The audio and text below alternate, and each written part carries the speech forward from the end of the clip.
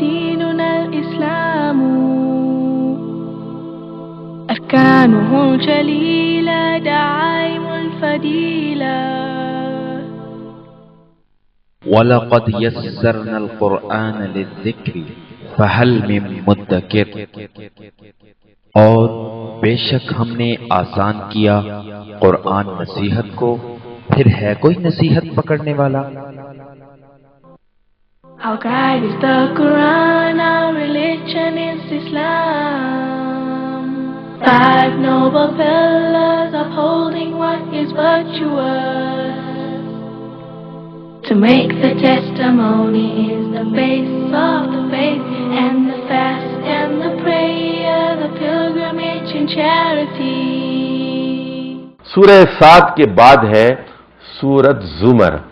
زمر جو ہے زمرہ کے اردو میں بھی استعمال ہوتا ہے. آپ کس زمرے میں ہے، یعنی آپ کس کھاتے میں ہے، کس خانے میں ہے. زمرہ مانے گروہ کے مانے، اس کی جمع ہے زمر. تو آخر میں بتایا گیا ہے، ذرا غور سے سنیے بات. وسیق الذین اتقوا الی الجنۃ زمرا، اور وسیق الذین کفروا، تو ہانکے جائیں گے کافر لوگ باجماعت دوزخ میں داخل ہوں گے، اور متقی لوگ باجماعت جنت میں داخل ہوں گے. اب سن لیجیے زمرہ، بات کو ذرا سمجھیے. جب اللہ تعالیٰ کے پاس پیشی ہوگی، عدالت قائم ہوگی، ہر آدمی اللہ کے پاس اکیلا اکیلا آئے گا. فرد ہر آدمی کیا آئے گا؟ اکیلا آئے گا. اب ہوگا اس کے بعد جب رزلٹ آ گیا، ہر آدمی سے اللہ تعالیٰ پرسنل الگ الگ امتحان لے گا، اس کا حساب کتاب ہوگا. لیکن جب فیصلہ ہو جائے گا تو 30 نمبر لے کے پاس ہو گئے، بمشکل پاس ہوئے، 3rd کلاس پاس ہو گئے. 30 نمبر والے سارے جو ہے وہ ایک گروپ میں ایک ساتھ داخل ہوں گے. 31 نمبر والے، پھر 32 نمبر والے، 99 نمبر والے وہ ایک گروپ میں جائیں گے، 90 والے الگ گروپ میں، 80 نمبر والے، 70 والے، 75 والے، 72 والے.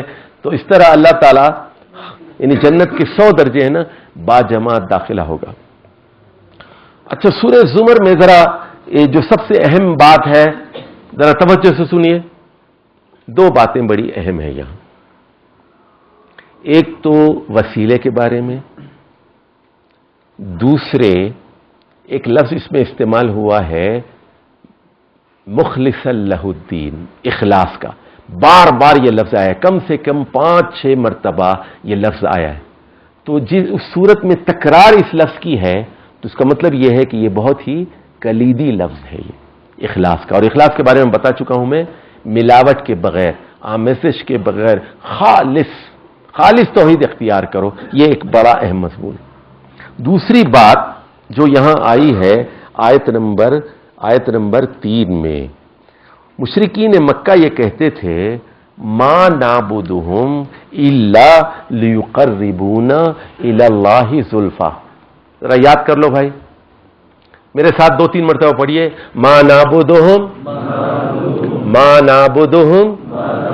الا لیقربونا الی اللہ زلفی.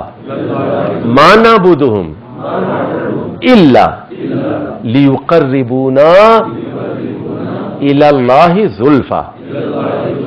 ما نعبدہم الا لیقربونا الی اللہ زلفی.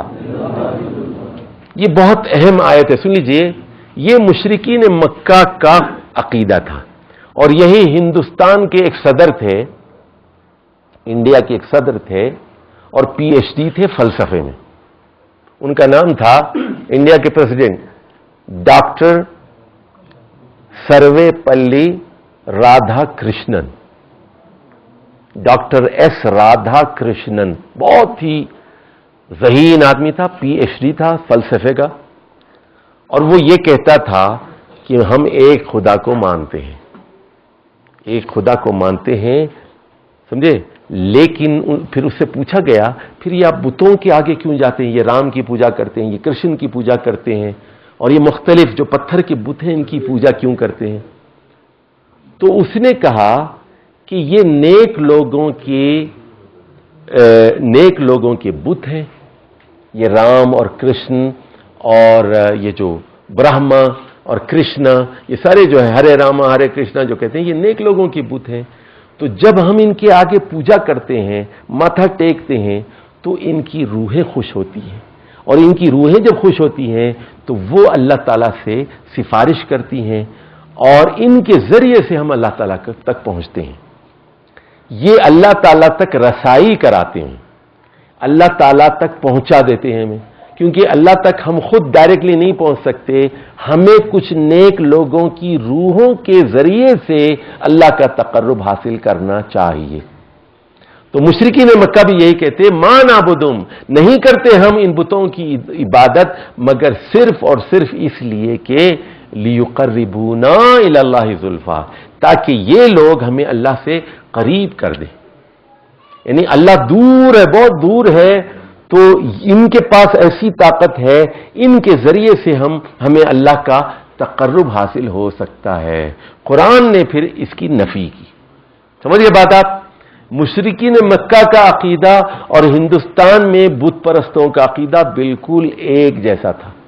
अच्छा, मुशरिकीन मक्का के जो बुत थे वो किन लोगों के थे मैं बता चुका हूं कि लात जो है वो एक बहुत ही नेक आदमी था, उसके मरने के बाद उसका बुत बनाया गया, और वो क्या करता था, इतना नेक था, वो हाजियों को सत्तू घोल कर पिलाया करता था, हाजियों की खिदमत करता था।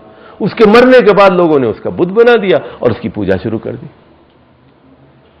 तो तारीख में हमेशा ऐसा हुआ है, नेक लोगों को बुत बनाकर उनकी परस्तिश की गई। इसकी यहां पर नफी की गई कि अल्लाह ताला के पास पहुंचने के लिए किसी वसीले और वास्ते की जरूरत नहीं है, अल्लाह बहुत करीब है। व इज़ा सअलक इबादी अन्नी फइन्नी करीब, और नहनु अक़रबु इलैहि मिन हब्लिल वरीद। अब आ जाइए इसकी नज़्म की तरफ आते हैं। पहला पैराग्राफ तमहीद है, दूसरे पैराग्राफ में तौहीद के इस्बात और शिर्क के रद्द के दलाइल हैं, तीसरे पैराग्राफ में मुनकिरीन और जो है मोमिनीन, यानी जो मानने वाले हैं और इनकार करने वाले हैं, दोनों के मवासिना और तकाबुल है। चौथे में दावत कुरान पर मुशरिकीन के रवैये बताए गए हैं। पांचवें पैराग्राफ में कुरान की दावत है, और आखिर में बताया गया है कि काफिरों का क्या अंजाम होगा और मुत्तकीन का क्या अंजाम होगा, और किस तरह वो बाजमात काफिरीन हाँक कर दोज़ख में ले जाए जाएंगे, और किस तरह मुत्तकी लोग हाँक कर बाजमात ग्रोह की शक्ल में जन्नत की तरफ हाँके जाएंगे।